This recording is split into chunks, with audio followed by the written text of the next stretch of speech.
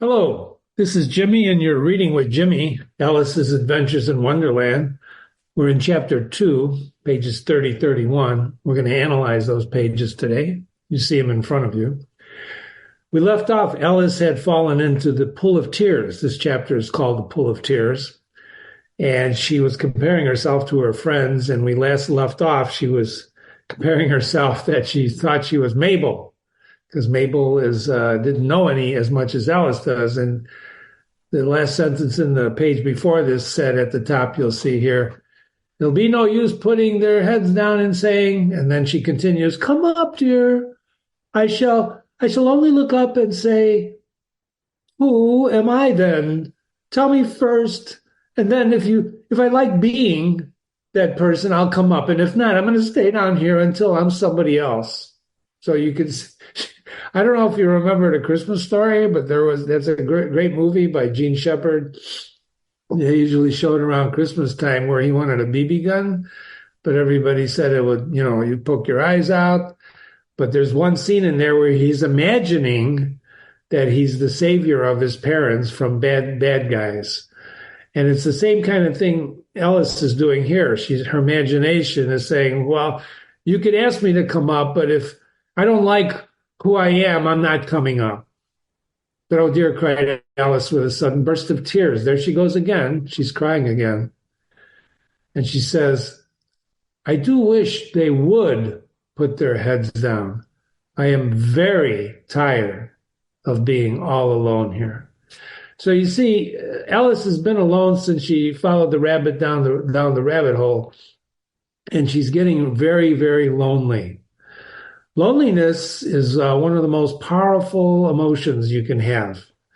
We've all been lonely at one time in our life. Perhaps you're lonely now. Perhaps you've never experienced it, but I doubt it because everybody has. And what you do, it's one of the most driving forces of people to seek out other people. So as she said this, she looked down at her hands and she was surprised. Note that she's surprised to see that she put on one of the rabbit's little white kid gloves. You remember those are the gloves that he dropped with the fan when he ran away when she started talking to him. And she asks herself, how can I have done that? I must be growing small again. Remember, she was 9 feet tall after being 10 inches tall. Then she's 9 feet tall. Now she's shrinking again. How did this happen? She went to the table to measure by itself and found that as nearly as she could guess, she was now 2 feet high. 2 feet. You see it here? She's 2 feet. Not 9 feet, not 10 inches, but 2 feet. And she was shrinking rapidly. Soon, she found out that the causes of this was the fan she was holding, and she dropped it hastily just in time to save herself from shrinking away altogether. Remember, she was comparing herself to the candle flame a couple of pages ago? So she puts two and two together and realizes she's shrinking because she's fanning herself with that fan. Is the fan magic? Whatever reason, she figures it out. And that's an important concept, figuring things out. And she tells herself, that was a narrow escape. Notice the italics here. Italics, what we're talking about here, the italics. If you remember italics, there's italics, the word was. Said Alice, a good deal frightened at the sudden change, and was glad to find herself still in existence. Yes, we all like to be still in existence. And then she tells herself, now for the garden. Remember, the garden was what she saw through the rat hole. And she ran with all the speed to the little door, but alas, the door was shut again, and the little golden key was lying on the glass table as before, and things are worse than ever. For I never was so small as this. Never. It's too bad. Well, how small is she now? She was 10 inches. She was 9 feet. She was 2 feet. How small is she now? Well, she's too small. She's never been that small, so it must be less than, yes, she must be less than 10 inches. Anyway, as she said this, she slipped in another moment and splash, she was into her chin in salt water. Salt water.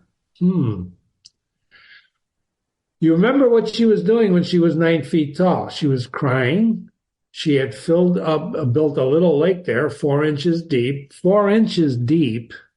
Remember that. Remember, distance and measurements are very important in this book. So 4 inches is the water. She falls into it, and it's salt water. And she first thinks she's fallen somehow into the sea. Why? The sea. Well, because the sea is salt water. You cannot drink salt water, and it's salty. How does she know she's in salt water? Maybe she got something in her mouth. I don't know. But anyway, she starts thinking, and in that case, I can go back by railway. Go back where, ladies and gentlemen? Back to where she came from, probably up the rabbit hole somehow. She's thinking she can go back by train. Pardon me. Parentheses. You see these parentheses here? Very, very important. Parentheses. This is who's giving us the parentheses here? Who's telling us this? It's the third person narrator, right?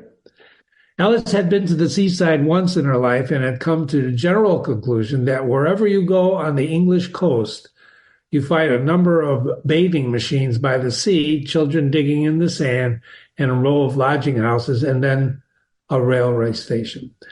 We now know she's in England. Up until now, I don't know if we knew she was in England, but she remembers that if you go on the English coast and you're by the sea, you're going to find a railroad. So she's judging by her experience.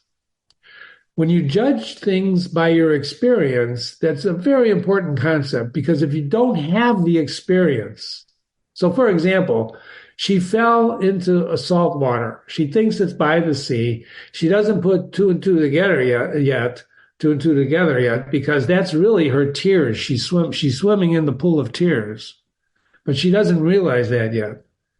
So she starts judging from her experience and says, oh, I must be by the sea. However, she soon made out, look at the top here, that she was in the pool of tears, which she had wept while she was 9 feet high. And then she says, I wish I didn't cry so much, as she swam about trying to find her way out. Now, if she's swimming in 4 inches of water, that means she's not 10 inches. If she was 10 inches tall, she'd be able to stand up. She wouldn't have to swim. So we now know she's swimming, so she must be shorter than 4 inches. You see how that works out? So she says, I shall be punished for it now, and I suppose I will be drowned in my own tears. Can you imagine drowning in your own tears? Some people cry and say, that they're drowning in their own tears. It's hard to drown in your own tears, although you can cry a lot, but that would be difficult to drown in your own tears. You'd have to really, really cry a lot, or you have to be 9 feet tall to produce 4 inches of tears. That will be a queer thing. By the way, who says that in parentheses? That parentheses goes on from here to here. That's the third person narrator. Don't forget, this story is being told by a third person narrator, someone outside the story. He's not in the pool with Alice, or she's not in the pool with Alice. That will be a queer thing. However, everything is queer today. See the word queer? Queer. Queer means strange. Everything is strange today, isn't it? She chases the rabbit down the hole. She grows 9 feet tall. She falls for a long time. She looks at orange marmalade, blah, blah, blah, blah, blah. Then she hears something splashing around in the pool a little way off, so she swims nearer to it. And at first she thought it must be a walrus or a hippopotamus. Why did she think it's a walrus or a hippopotamus? That's a great question, isn't it? I wish I knew the answer to that, but I can only imagine that it's the imagination of Alice that it's a walrus or a hippopotamus. Because I don't think a hippo is in salt water, nor do I think a walrus, although a walrus is in salt water. But anyway, she remembered how small she was now, and she made out that what she heard is only a mouse. And now we have a new character, the mouse.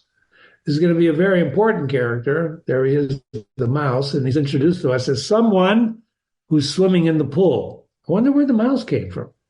Maybe he came from the rat hole. The garden. Don't forget the garden. She thinks, would it be any use to speak to this mouse? And everything is so far out of the way, I think it's likely that it can talk. Why does she think that? Because her experience now tells her that a rabbit can talk. You remember the rabbit? She wasn't surprised that the rabbit could talk. She was surprised when he whipped out the timepiece and said, "I'm late." That's what surprised her, the timepiece. In any case, she thinks that maybe this mouse can talk. And so she says, well, there's no harm in trying. And so she begins. "Oh, mouse, do you know the way out of this pool? I am very tired of swimming about here. Oh, mouse." Alice thought. We're going to stop there for a moment. So she's talking now to the mouse. "Oh, mouse." She doesn't know his name, so she says, "Oh, mouse." We judge by our experience, and her experience so far on this very interesting day, this Wonderland day, is that creatures can talk. It's a very important concept. So we're going to stop there with our analysis, but I did get, I want to call your attention to the box first up here. Who am I is the central question throughout the story. When she's down there and she says, "I'm only going to come up if I like who you say I am." Remember, she's wondering who the heck she is in the last couple of pages. This concept of who am I is a very important concept that you're going to be reading about in this story. Who are you? You're going to hear that question over and over again in Alice's Adventures, because trying to figure out who you are is very important. For example, are you who your friends say you are? Are you who your parents think you are? Are you who you think you are? Do you know who you are? These are profound questions, like I said before, and we're going to talk about that. Before I let you go, I did get an email, and it's on the bottom of this page here that I typed it out for you. Down here, you can read it. It says, "Jimmy, you mentioned Sartre in the last analysis and something about what happened in a book that he wrote that he wrote similar to Alice. Can you expand on that a little bit so I can figure out if I should buy the book?" That's an excellent email. Thank you very much. I'm not going to talk a lot about this, but Jean-Paul Sartre was an existentialist, and he wrote a book called Nausea. And in that book, the main character, Roquentin, his name is, he's a biographer. And he's trying to figure out the difference between the past, the present, and the future. Similar to asking who you are, trying to figure out who you are is a difficult question. But in any case, as he's writing his biography about the guy, I think it was a marquis, some kind of marquis, he starts thinking to himself, what's the difference between what's in the past, what's in the present, and what will be in the future, as he's writing. So you can try this experiment when we're done and start writing out something on a piece of paper and ask yourself, let's write the word Alice, A-L-I-C-E. As you write that word out, are you writing that out in the present? Or is it in the past, the moment the pen hits the paper? And as you spell it out, if you write A-L and you're about to write the I, is the I in the future? Or is it as you hit that page? It's really, I don't want to go too far into this, because what happens when he starts talking about this is he experiences nausea. Nausea, you know what that means. He gets sick to his stomach. So we don't want to think about that too much, but we do want to think about Alice's predicament and how she's going to get out of it, and what her predicament can teach us about our own predicaments. And what I mean by that is that we read great literature like this, as my instructor taught me one time, to see how other people lead their lives and then how to lead our own. And I am not saying that you're going to grow 9 feet tall and you're going to cry 4 inches of pool and fall into it. I'm actually saying we should watch Alice and her reactions to the things around her, because she is, in fact, in a wonderful place called Wonderland, which is her imagination. Thank you so much. My name is Jimmy. You can email me, Jimmy, at readingwithjimmy.com, Jimmy at readingwithjimmy.com. And I hope to see you again for the next couple of pages as we analyze chapter 2. Thank you so much.